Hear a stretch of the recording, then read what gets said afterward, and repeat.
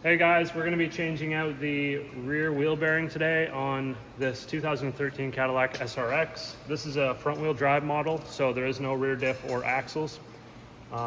Pretty simple unit to change out, and I'm going to show you how to do it. So first thing you got to do is jack the car up and pull the back wheel off, whichever side you're doing. We got to do both sides on this. So 22mm wheel nuts, just go ahead, buzz all those off.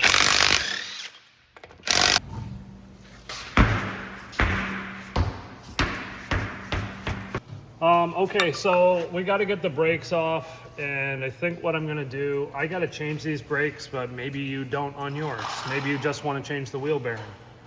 What you can do is just buzz out these 18mm bolts on the back, and that's for this anchor assembly.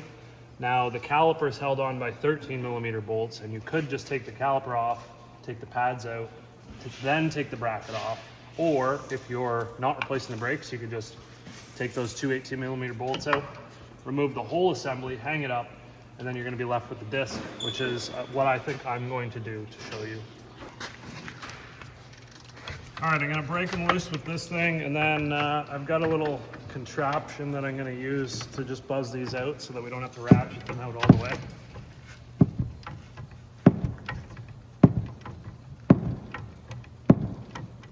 Got this thing off of Temu.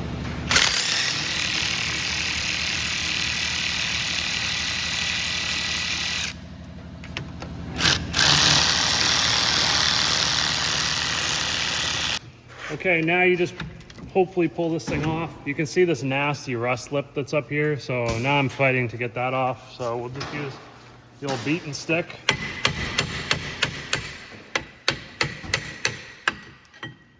And we'll just hang this caliper assembly up out of the road. And now we got to take the disc off. So we've got a T30 Torx set screw that we need to get off, and I'm going to use an impact driver. If you haven't seen one of these, they're pretty sweet. You can put any bit you want on there, and then you hammer the end of it. There's a forwards or a reverse way that you can set it. So obviously we're going to take it off, go in reverse, and we hammer it. It drives force into the screw and turns at the same time. Take the set screw out. Then we got to take the disc off. Hopefully it just comes right off. I have a feeling it's going to be stuck on there.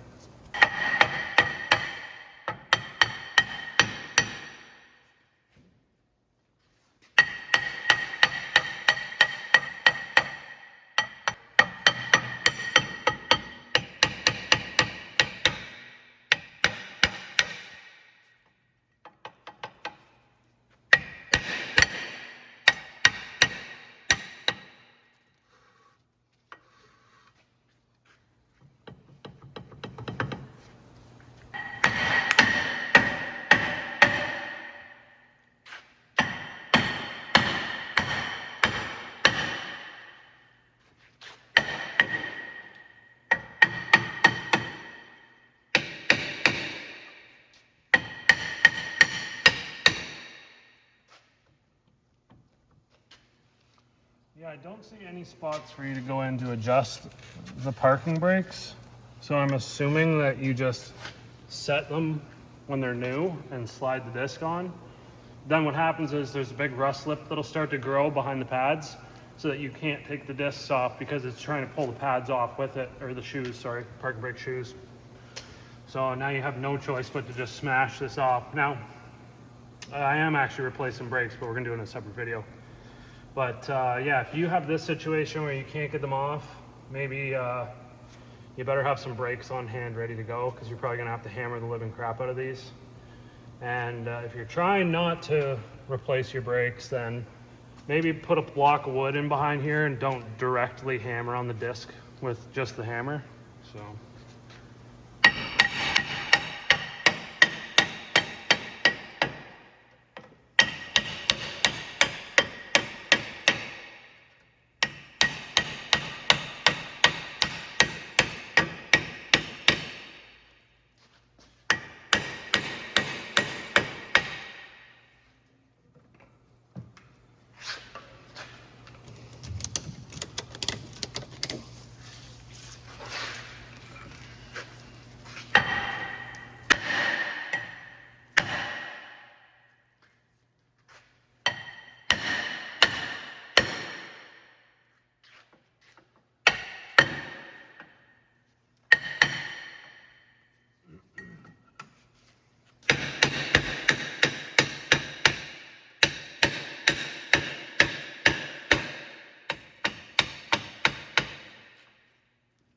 All right, so what you got to do now is you basically have to beat the living piss out of it this way to knock all the rust off. Then you got to put it back so that you can turn it. You got to force the disc down a little bit and do the same thing, and you just keep doing that until you've done all the way around the inside of the disc to knock all that rust off.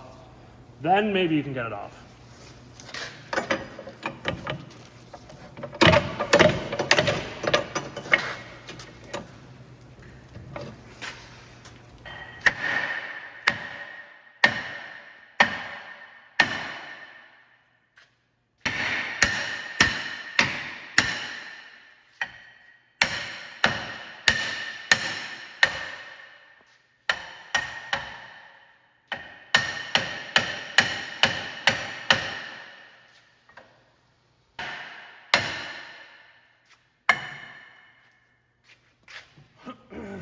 All right, so yeah, as I thought, there is no spot to actually get in there and adjust those shoes down. There is physically no hole, so they expect you to set the shoe depth when the disc is new, and then you put it on. But like I say, you never use the parking brakes. Even if you do use the parking brakes, there's a rust lip that'll grow along here, and it bites in behind the back of the shoe so that when you go to pull it off, it's trying to pull the shoe off with it, and you can't get it off. So very common thing here in the Rust Belt. Here's the pin that goes through the backing plate, and then you can see the hole that's in the front of our shoe right there that would keep the shoe attached and staked to the backing plate. Now, we've pulled the pin right through the backing plate. So you would think, okay, we'll just put the pin back in through the backing plate and we can just tie this back down. Obviously the plate's bent from us hammering the piss out of it. But you can't even do that because they put the pin in to the back of the backing plate first and then bolt the whole backing plate to the knuckle, and there's no access hole in the back of the knuckle. So the only way to put this back in is now you gotta take the wheel bearing out and you gotta take the backing plate off of the knuckle to put this piece back in. And at that point, I mean, this is all junk anyways now. And the shoe linings, they're, you can see here, it's starting to separate because these shoes just get glued to this. And once the rust gets underneath, the glue falls apart, and then you're driving down the road and next thing you know, this piece just falls off and it gets jammed up in your brakes and makes all kinds of noise, and it doesn't work when you're supposed to use it when you need it. But anyways, I just wanted to show you how annoying that is. All right, so now we're going to take the 3 bolts out of the back of the wheel hub so we can take it off of the knuckle, and they're all 18 millimeter.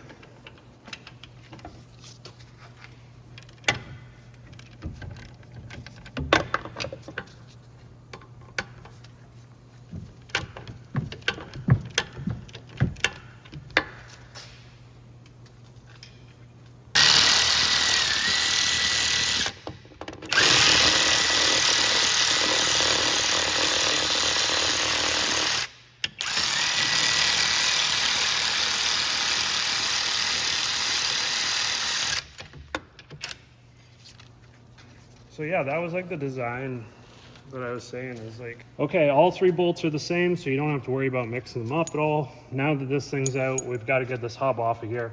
And it's a steel hub and an aluminum knuckle, so it's probably going to be pretty crusted in there. I'm just going to try beating the crap out of it.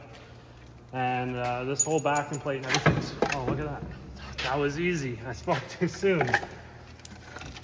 That's got to be the easiest hub I've ever taken off in my life. Okay, I might just try to save this cable for the customer in case he just does want to decide to go ahead and fix everything, because the cables look like they're meh, they're okay. But yeah, it needs a new backing plate. Obviously, it's all bent out of shape and the pin's pulled through, and it needs shoes and hardware and all the rest of the stuff. But now, okay, so let's just say none of that stuff got damaged and you got to this point. This hub should just come out of this backing plate. See if you can see it in there, but so there's a thicker metal plate right here, and the hub just goes through it. So what I'm going to try to do, I'll give it some taps. It might be stuck in there. We might have to heat it up.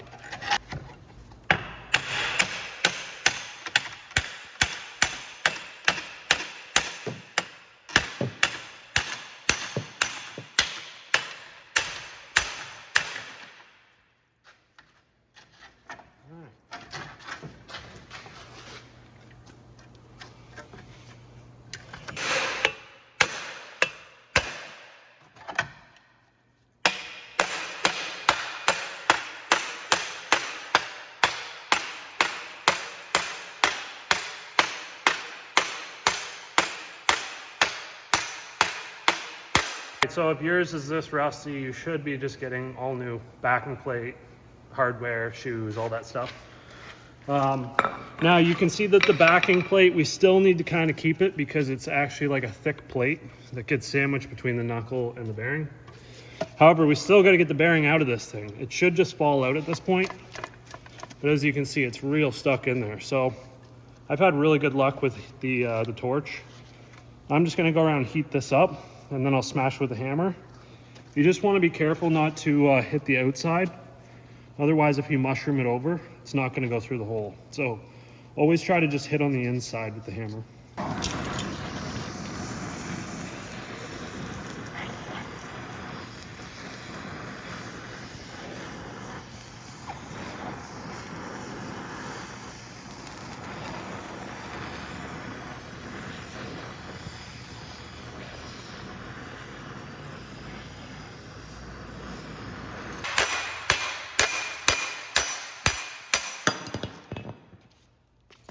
Okay, that's how you do that.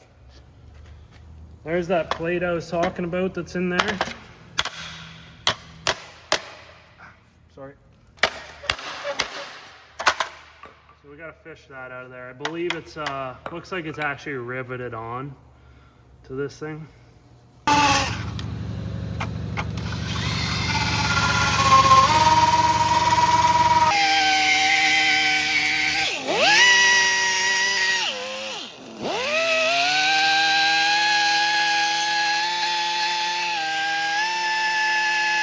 Now we need to prepare this surface. You can see all this corrosion and stuff. We need to buff all that off of there. You could use some 60 or 80 grit sandpaper if you want. I'm using these Roll-Lock disc cookies from 3M.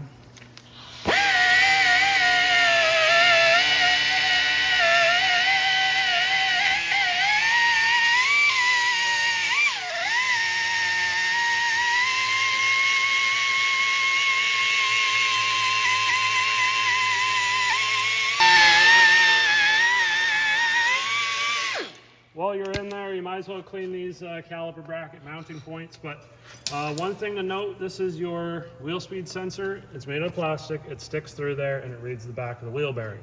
So don't, if you're using something like this or a wire wheel, just be careful. Don't destroy that thing.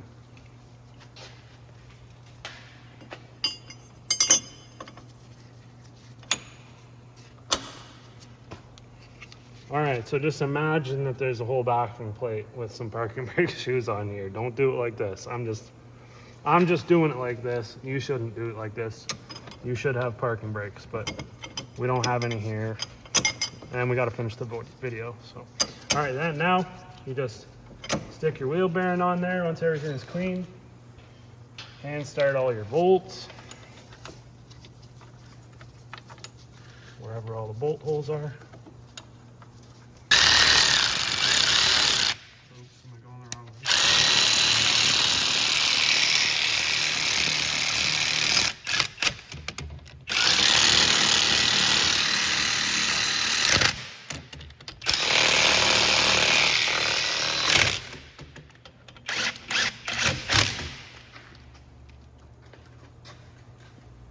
Okay, we're going to hand torque all these 3 wheel bearing bolts to 125 foot-pounds.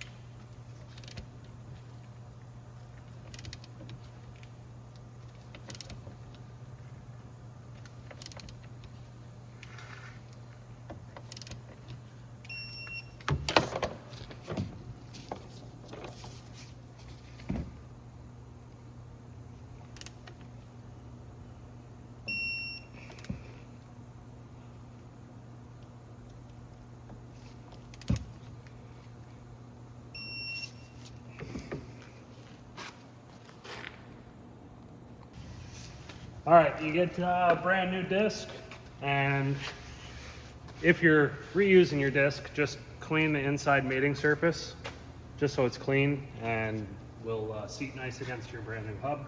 If you're using new brakes. Just make sure to wash the disc off because they will have some oil on them to keep them from rusting while sitting in the packaging. Then you're just going to simply line up the tapered hole for our set screw.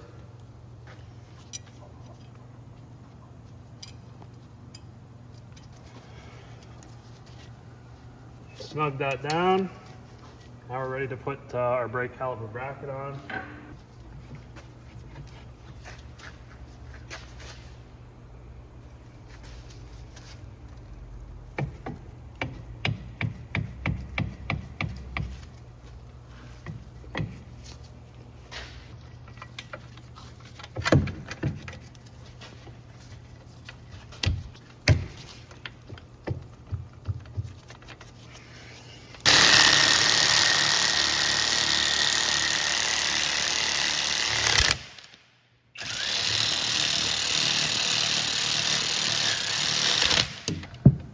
All right, we're going to torque these caliper bracket bolts down to 81 foot-pounds.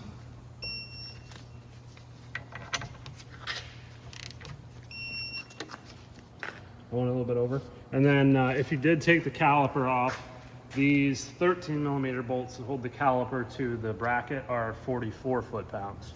So at this point, you're pretty much finished. You just got to put the wheel on and then torque down your wheel nuts in a 6-star pattern to 140 foot-pounds. Do 2 passes of that, and then after approximately 60 miles or 100 kilometers of driving, you should do a re-torque on the wheel nuts just to ensure that they are seated and everything's good to go. That's pretty much how to remove and replace the rear wheel bearings on your 2013 Cadillac SRX. This is also front wheel drive model. I think I mentioned that in the beginning of the movie, or in the video.